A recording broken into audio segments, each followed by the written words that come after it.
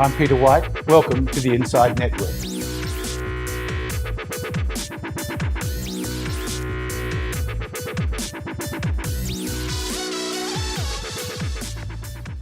Welcome to another edition of INDepth. I'm Peter White, and our guest today is Shane Hurst, Portfolio Manager for ClearBridge Investments. Shane, welcome. Thank you, Peter. Can you talk us through, to start with, ESG, your process and how it relates to your investment process? Absolutely, Peter. We've evolved very much from an external ESG process where we heavily relied on parties like Sustainalytics to an internal process where we leverage off our internal IP and our research capability. We have a three-pillar process. The first one is valuations. So where we can, we will capture ESG factors, assumptions and changing assumptions in our cash flows, so then we can use our very detailed scenario analysis to sensitize those different assumptions. Risk pricing is our second pillar, Peter, and really that allows us to adjust up or down our hurdle rate. We adjust it up if we believe that the company is a poor ESG performer, or down if we believe they're a particularly good ESG performer. And that performance is based on our internal scorecard, 25 factors, 17 of those common across all of the companies that we invest in. We look at it now, and we look at their performance into the future to see whether that's changing over time. The third pillar is engagement. Engagement, absolutely crucial in infrastructure. We engage with companies, we engage with boards and management teams, we engage with stakeholders like regulators, policymakers, and we also engage through active voting. We make sure we get a heads up on changes that we think are occurring on ESG through alerts. And so really that's the engagement portion, the third pillar of our ESG process. All three of those have the overarching body of the sustainability committee making sure that they're consistent for sector, for region and for analyst. It sounds like ESG is actually fundamental and central to your investment process. Would that be correct or not? Absolutely. It's a holistic part of our process. It's integrated through from start to end, and it's an absolutely crucial way that we invest is through that lens of sustainability. And you seem to have a multifaceted approach. You look at the sustainability impacts, plus you have high cash hurdle rates. Could you speak to that for a second? Yeah, so we use, what's really important is we adjust both the cash flows and we adjust the hurdle rate. We don't believe you can capture it all in cash flows or all in hurdle rates. Certain things are very difficult to capture in hurdle rates. Other things are more appropriate to be captured in cash flow. So let's look at a few examples of those. In terms of hurdle rates, what's crucial is capturing governance. It's very difficult to capture governance in cash flows. And the reason it's difficult is you can't look at management alignment, what the majority shareholder of a company, if they have one, what type of influence they may have, policies. Very difficult to capture those in cash flows. What you can capture in cash flows, though, is stuff like how decarbonisation may impact demand for electricity in utilities, or how safety practices, which is obviously an S measure, may impact operating expenditures over time, or operating expenses over time. So, again, we believe it's most appropriate to capture ESG and sustainability in both hurdle rates and risk adjustments and in cash flows. Can you give us a brief overview of how you engage with companies and also how that has changed, or has it changed over time? Engagement's absolutely crucial to what we do. We're a fundamental investor.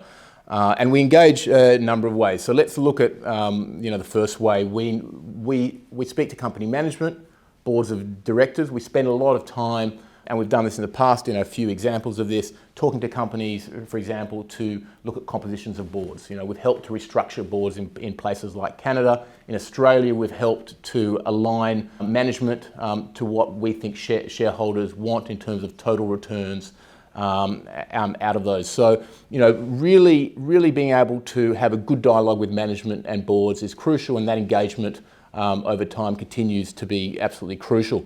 We also have good engagement with policyholders and with regulators. An example of that would have been a few years back when the UK water regulator actually came out with us, and we took them around Australia to our clients. So that's also crucial. In terms of other engagement, again, the engagement through active voting is crucial, and really understanding ES&G alerts through our process. We get a heads up on what's happening with ES&G. Your question to how it's changed over time, look, every process should evolve over time or be enhanced over time. A few areas ours have been enhanced. I mentioned earlier that we used to be very dependent on Sustainalytics. Now we can access a number of third-party ESG providers. Credit agencies, we spend a lot more time speaking to credit agencies, speaking to credit brokers, and understanding the debt side as it relates to engagement. Probably the final area is expert networks.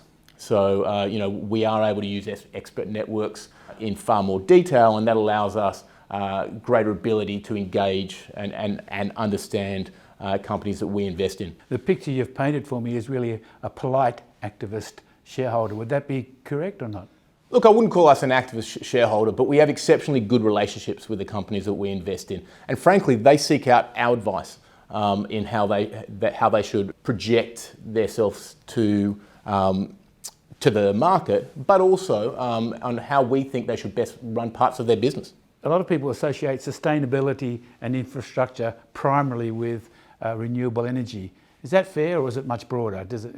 Yeah, no. Look, that's a fair thought, an initial thought process. But let me give you kind of a context first. If you look at the Euro Green Deal, about 10 trillion euro to 2050, only 24% of that is in renewables investment. There are some other key areas where infrastructure will benefit from the decarbonisation and that. What are the top 2 or 3? Yeah, so look, a few examples: hydrogen, the deployment of hydrogen, how that will impact gas networks, how that'll impact current gas turbines with the conversion from natural gas.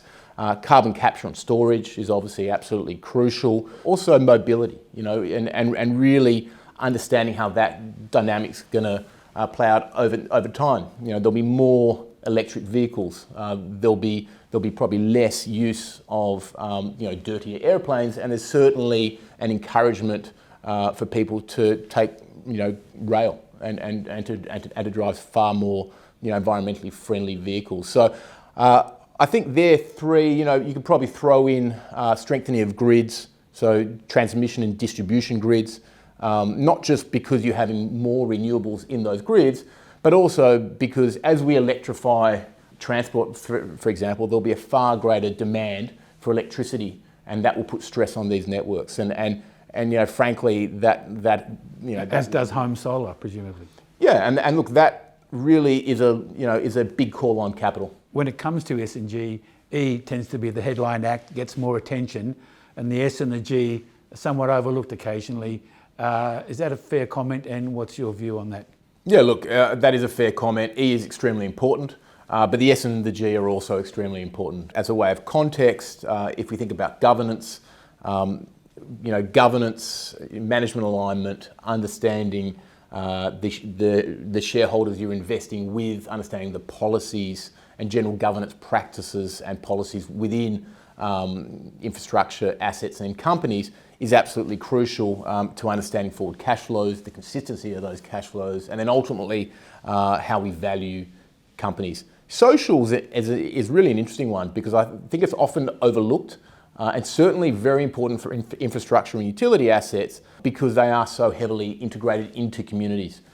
So, important relationships with regulators, good relationships with the community, affordability of whether it's rates or tolls, are absolutely crucial, not only to get a high return, but also a stable return and stable relationship with that community for many years to come. Just to remember, some of these utilities are monopolies. Some of these utilities employ tens of thousands of people in these small communities. So, social, you can't underestimate the importance of the S in the ES&G, but all are equally important. You've painted a picture of a holistic approach to ES&G in your investment process. How important is it to be not just relying on those third-party consultants? Yeah, look, that's a really good question, and we started the conversation with the fact that very early on we were Sustainalytics' first client in Australia. Very early on in the process, they were one third-party ESG provider. Our process is very much a process that leverages off our internal expertise. We use those third parties as advisors. We get access to a number of them. They all play different roles. Sustainalytics, for example, in our minds, are very good at policy. ISS, very good at having a high quality carbon database. MSCI is very good coverage. So they all have their own benefits, but we use them just to supplement our internal IP. What's interesting though is they often have very different answers to the same question. So, when it comes to ratings, ISS, MSCI, S&P, doesn't matter who they are, if you go across the board, they won't always have the same ratings, won't always have the same views.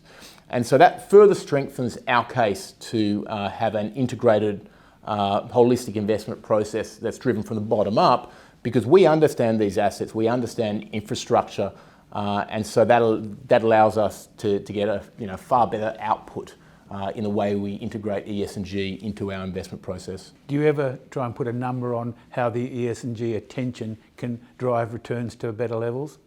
No, we don't. I think it's something that's evolved over time. It depends on the market you are in. Obviously, there's been a greater emphasis on the E in 2020.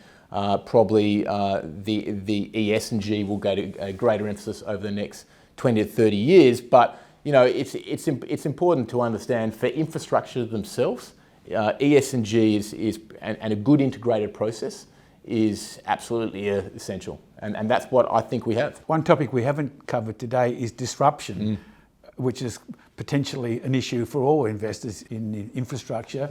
How do you deal with that, and what are your processes? Yeah, look, that's an excellent question. I mean, sustainability itself is more than just ESG, and that's, we didn't go into detail, but that was part of the reason why we internalised our process. Is we have very much a long-term cash flow approach, and so we can capture a lot of that disruption in our cash flows over time. And just an example of that was some very detailed work we did in 2018, 2019 to look at the impact of decarbonisation on the flowing of gas and oil through North American pipeline assets. And that was crucial in actually adjusting our valuations and ultimately in 2019 changing our asset allocation within our strategy. So that's just one example, but disruption is crucial to look at. It's a long-term consideration in addition to our ESG, and really makes our process more about sustainability of cash flows and sustainability of investment. So in fact, your work reduced the valuations for pipelines in the US, and also your asset allocation, you pivoted away. Absolutely, Peter. Look, it's all about the impact on cash flows from a bottom-up perspective. We are fundamental infrastructure investors. We invest in the underlying assets, and so that pivot away from pipelines, that reduction of pipelines, added some really good value in 2019. Shane, thanks for talking to us today. Thanks, Peter.